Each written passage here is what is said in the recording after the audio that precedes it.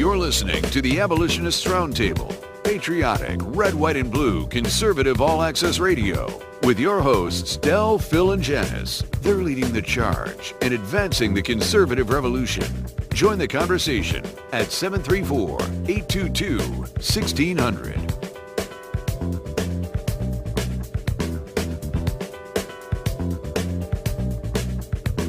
All right, thank you for joining the Abolitionist Roundtable. This is your host, Del Marsh. We're going to continue. If you'd like to join the conversation, give us a call at 734-822-1600. Here, let's go back for a minute. Derek, if you can go ahead and continue. We want to continue with, because I have no idea, and the reason why I played this particular part of the soundbite of the president speaking, he's speaking about what happened in Nice, France, and because I have no idea, and so he's trying to come up with something here, and he's just all over the place. But one thing I find that he's always consistent with, he always will defend Islam, no matter how bad things may look. In the midst of what we see right now with a man, because now he did shoot people. He had a weapon that shot people in Nice, France. I don't know if he shot anybody, but he was sporadically shooting. But with the vehicle, because I believe that now in Nice, France, they should look at banning trucks, because of this is a weapon right now, of a weapon of mass destruction. Right. So I know he want to ban guns. Should we, the manufacturer of that truck, should we also be, just like he referred to the NRA and others refer to the NRA, should we refer to the truck manufacturer now, that the product that they built that was used for this, I'm talking about mass destruction of more than 80 people and others, and up to 200 injured, and more than 40, somewhere to 30 to 40 people that's a very serious that's fighting for their lives. So if you don't mind, Derek, we're going to go ahead and continue with President Obama's. He want to lecture us about our values, but he don't represent our values. This country has virtues. It's a difference between values and virtues. Okay, go ahead, Derek. And those impulses, when we do not speak out against them and build strong institutions to protect people from those impulses, they can take over. Yeah, hold on, Derek, for a minute. He talking about these impulses again. Again, this is he's without saying Newt Gingrich's name. He's referring to Newt Gingrich, and he's saying that the impulses that he's referring to, Mayor, is the impulses of Islamophobia. Nobody's in fear of Islam. No, we're not intimidated by that. We know that we can take them out at any time. The most powerful country on the planet, at any time we can take them out. And so we're not the impulses again, Mayor, that he's referring to, that we can default to our impulses. We're not intimidated by Islam. Well, I know, and he doesn't talk about the impulse that the Islamists have to cut people's heads off. That's an impulse. Yeah. And skin a man alive. They skinned a man alive and threw him off a building this too. This is barbaric. And they had people that were caught that were helping the Iraqi government, that they bored alive and all. Bored them alive. And so you see, when Newt Gingrich comes off with a statement like the one he made, yes, it was 90% accurate. Mm-hmm. It is absolutely true that we need to figure out a way to find who is defending Sharia law and trying to institute Sharia law. There are laws on the books against sedition against the United States and Yes. our Constitution. Exactly. There are laws on the books. Yeah.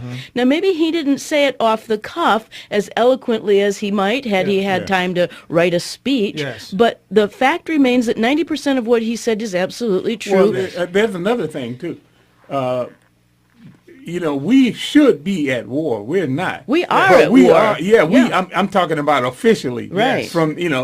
But we're not. So there are conditions that you would make Exactly under right. wartime conditions that are different. That's probably why Newt wasn't as articulate. Oh, I as got he you. knows- Rules of engagement. Yeah. Some kind of rules of Yeah, engagement. and what you have to do to defend the homeland. And you know what? And that's why, you know what? If he say we in the midst of war, how can then you're not going to bring in refugees in the midst of war? Right. You shouldn't. So well that's And why that's- he and won't that's- use that yeah. because how can that's the manipulation Yeah. right Right. there to bring in people. If I use that we in war in the midst of war, you don't bring in people that sound and look and have the same ideology as the enemy that you're fighting. That's right. Unless the enemy Yes. has infiltrated our government. Yes. That's the big penetrated and red infiltrated. herring. Yeah. Now, one of the things that we got to look at is, Mm-hmm. you always change,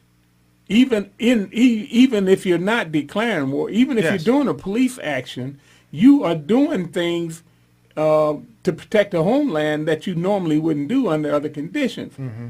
In the Korean War and in the Vietnam War, there were rules that were put into place because we were on that footing. We weren't. It wasn't a declared war.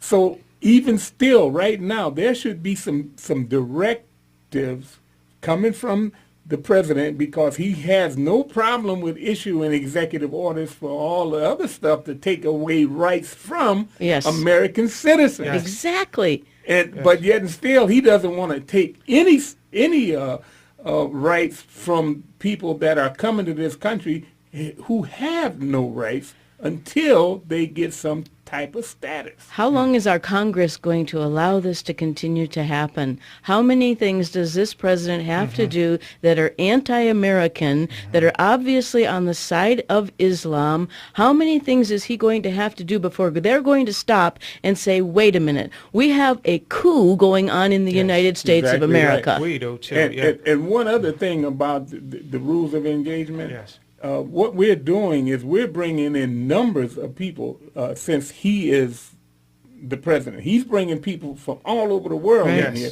But now he's wanting to bring in people from a war zone, from Syria, Yes. Right. from a war zone. Military-aged men, Yeah, of course. Yes. Yeah. And you should be able to say, because we can't vet these people, Right. you should be able to say, well, okay, what do you think about Sharia? Well, I love it. Well, guess what? You can go back there until you don't like it because that's supposed to be what is running you out of that country. That's right. You come in here Yeah. for Refuge. refugee Yeah. status. Yeah. And you're getting here because of the fact that the government is oppressing you. For what reason? You telling me that that he's oppressing you, but the things that he's oppressing you with is because of Sharia law. He's singling you out. I'm a little bit disappointed, quite frankly, to change the subject a little bit, Yeah. that Donald Trump didn't pick Newt Gingrich as his running mate. I am a little I disappointed. am too. 'Cause I don't know if I told you, but I'm not a fan of Mike Pence. Yeah, well, he's not somebody that engenders a great deal of passion by Yeah. any means. It was different, wasn't it? I mean, it seems like Newt Gingrich is exactly the kind of bold Yeah. visionary that Yes. Donald Trump is. Matter of fact, him and Newt had the same kind of values. Exactly. Newt ran kind of a similar campaign that Trump ran That's when right. he ran. I'm talking about going after the press. And his ability You know, to slice and dice That's the right. press and his at their ability feet. to Yep. articulate something on a high level. Derek, if you want to finish that soundbite, and then we're going to go to our calls. It should be probably only be a few minutes left of that, few seconds left. So that all of us have responsibilities, not just a few. I want to say that even as we are relentless against terrorists,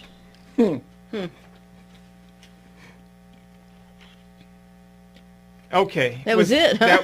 That must have been it right there. Okay, thank you very much. All right, yeah. So, well, the second part. Well, let's go ahead and get that call in, and yes, let's talk about Donald Trump. His pick. He did pick Mike Pence. What you know what? Before we get to the call, you can go ahead and put the caller on there. One of the things I was a little disappointed in Mike Pence when he signed that religious liberty bill, and then he went back and had to modify it, and so they already see that they can. He's somebody that was quick to and didn't stand his ground longer. And I believe that he should have. He could have stood his ground a little bit longer before he defaulted to. You notice that the Democrats are standing their ground, protecting Islam, regardless of what happens. They are very quick to come out and defend. You're right. This has nothing to do with Islam. Over and over, absolutely. And they tell you over and over and over that Islam are the people that are Muslims are the predominant ones that are being attacked too. Yeah. So the law that Pence signed said that this wasn't directed toward anybody. Yeah. And it's in the paperwork. But yet still he had to keep saying over and over and over and over again that this is what. And finally they said, we'll change it. So what I'm worried about is the news going to, use that against Pence, to try to throw him off, to distract him. And that's why the mayor, I can tell she's shaking her head, so she's thinking that, okay, well, here, go ahead and get what goes on line one, dear, get them on, and then we're going to continue the conversation. Bruce, all right. Good morning, Bruce. How you doing? Hey, good morning, guys. Great show. I'm still just, this all this stuff going on over there right now, France and Turkey, and this stuff is just amazing. I saw yesterday, and I don't know if you were watching the news, but on Channel 2, particularly, where I was watching one of the Fox reporters being interviewed over there in France, and evidently this person had parked his vehicle and was along that route, and he was parked there for 9 hours. And he was asked by the police, by the French police, by the police department in Nice, why he was there. He said he was there to deliver ice cream. Now all they had to do was go around to the back of the truck, open the doors, and the whole thing would have been, cut off right there. Yep. This is outrageous, and heads better roll over this if the French police have any guts. Well, one thing about it is that was supposed to be a no vehicle area. Am I correct? Yes, it was. There was not what supposed does that to tell be you? any vehicles no present. Guns, no vehicles. Right. Inside job, maybe. So like a gun-free zone, a no vehicle zone. So and they use a vehicle as a weapon of destruction there. And this man who probably looked like an Islamist says, "Oh, I'm bringing ice cream," and they just say, "Okay, they're in a state of emergency." No vehicle zone. I mean, we are laughing, but we should be crying. No, this is like, I mean, my God, this is a no-brainer, guys. Yes. I mean, you have to react some way, but this is just. Well, you go back to the soundbite. He said about our response. Everybody has responsibility. Okay. His responsibility is the safety of this nation. Yes. Right. Is to protect the people. That's his number one job. Well, and I'm telling he's you, doing a piss poor job. for his whole administration, he has been using the word terrorist when he's speaking about Constitution-loving Americans who want to protect their veterans, Second Amendment. Tea Party That's people, right. pro-lifers. We're the terrorists, That's right. And that has been documented since the time he took office. There was a report Janice. immediately out of flagus.gov or something like that, where we were supposed to report domestic terrorists that we saw. And so every time he uses the word terrorist, he is speaking about you and me and Bruce. He is not speaking about the Islamists. That's right. Right. And as far as this, this coup went, I'll tell you what, when the attack happened on the airport in Istanbul, I'm going. Let's wait and see if Erdogan's serious, because he's talking all the right buttons, right? Not a single Turkish soldier has set foot across that border into Syria. They have the second largest army in Europe. Is that right, Phil? Exactly. Yeah, and they are a modernized army. They're not backwards. They're not like 19th century technology or anything like that. They could hit ISIS hard. Yeah. They know where these people are. Exactly. Raqqa is 50 miles away from the Turkish border. What we got to do, first of all, declare war. Right. Declare war. Stop pussyfooting around. I said this after 9/11. We better declare war on somebody before this starts really getting out of hand. Yeah. Well, Secondly, Bruce, you mass hundreds of thousands of troops around Raqqa, and then you pound it and pound it and pound it. You're not going to get all these people, but you're going to get one hell of a lot of them. And then take the cuffs off, take the gloves off, get rid of these idiotic cockamamie rules of engagement, which have turned our soldiers into police officers. Okay, Bruce, we got to read these guys their rights in the field instead of getting close to the end of the show here. Okay, guys. Thanks for your call. Appreciate it. All right. Talk to you later, Bruce. All right. And we're going to line 2. It's Todd from Highland. Good morning, Todd. Good morning. Thanks for taking my call. Bravo to Bruce. Encore. Take a bow, Bruce. Yes. Yes. Hey, just let Janice know, don't be bummed that Newt didn't get the nod for the vice presidential bid. But there are a lot of other places that he can probably be placed that are more powerful than the vice president anyway. I agree. You're right, Todd. In fact, I was thinking that he would be great as the chief of staff. I would like to see him be the chief of staff for Trump, because he could be in the White House cleaning out the rats in the basement. And he's a very good communicator. He's a great communicator. Great Yeah. communicator. Which position were you thinking he should take, Todd? I was thinking about the same. Were you? Okay. Well, it's good that we have like minds here on the radio station. But Derek or Dell, do you have any other positions that you'd like to see Newt take? Well, you know what? I want him to have a position where, you know, like you said, that might be a good position for him. But I want him to have one where he's very vocal. Absolutely, because he's a brilliant communicator, in my opinion. Well, here's the thing. That's the guy that is basically a liaison to the Congress, isn't he? Yeah. True. He understands the ins and outs. That's where he would do the best job, because, you know, we do have a hostile Senate and a hostile Congress. We got a clean house. I mean, Obama isn't the only infiltrator in our government. Right. I'm not saying anything that anybody else doesn't know. But this government has been deeply infiltrated by the Muslim Brotherhood, and that is not good news for our Constitution or our way of life. That's right. Be careful of the ice cream truck in the White House. And the country has been infiltrated, but you know, it seems like the Republican Party has got some infiltrators in there too. They do. It's going to be interesting next week, the 18th, starting the 18th. So we're going to see what come about, you know, out of this right here. I believe he chose, you know, Pence. I thought he, you know, is it something because of what he.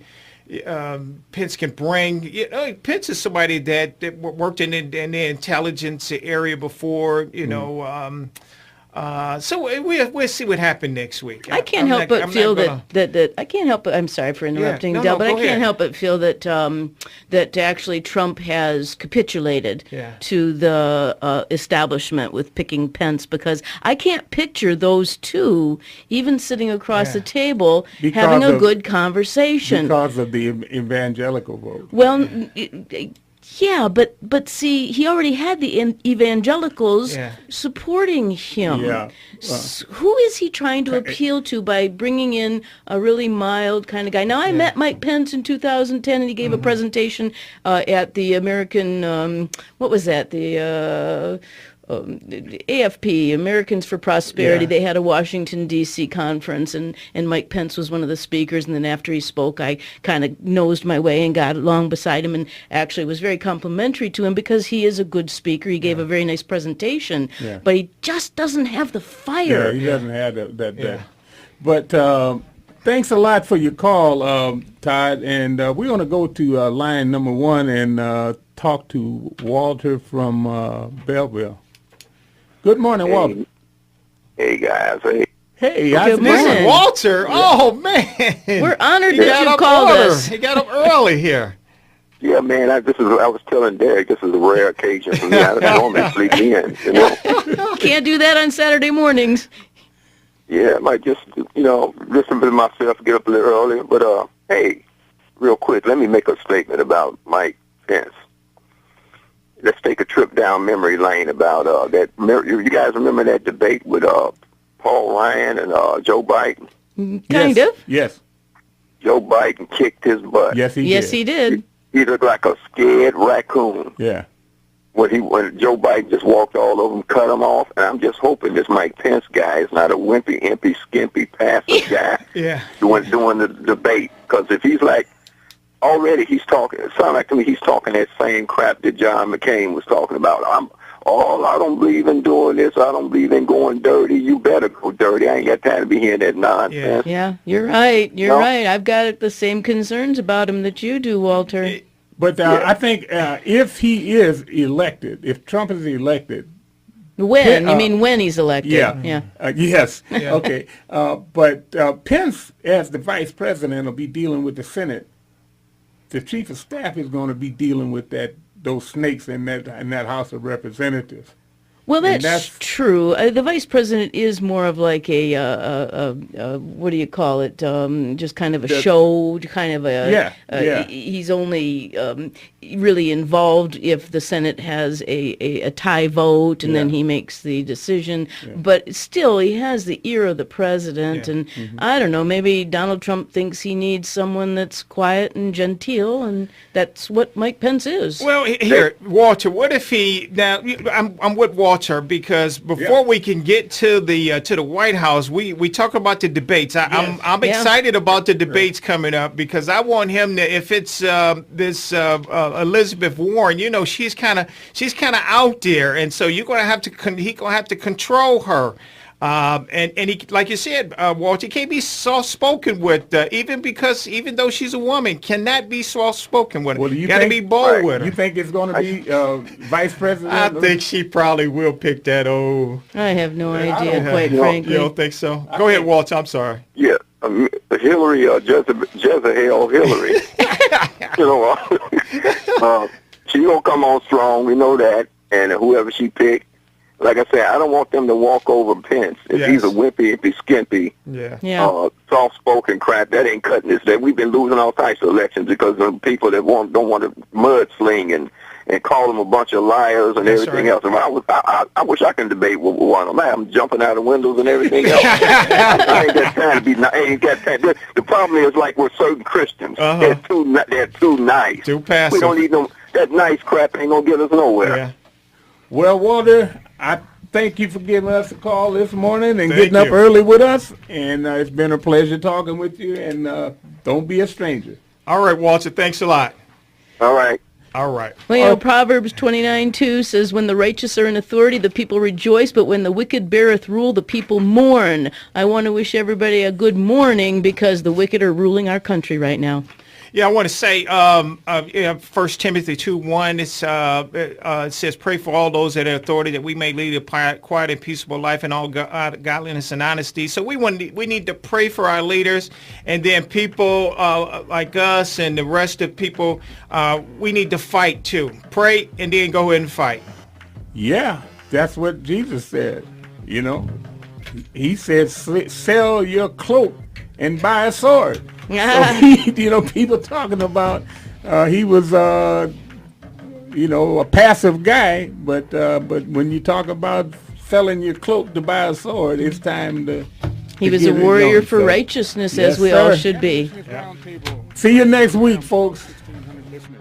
To continue the roundtable discussions by mailing correspondence to Art of Michigan, Post Office Box 135, Garden City, Michigan, 48135. Or follow Phil, Del, and Janice at artofmichigan.com. You can also send emails to artofmichigan@hotmail.com. And most of all, continue to listen every Saturday and tell a friend.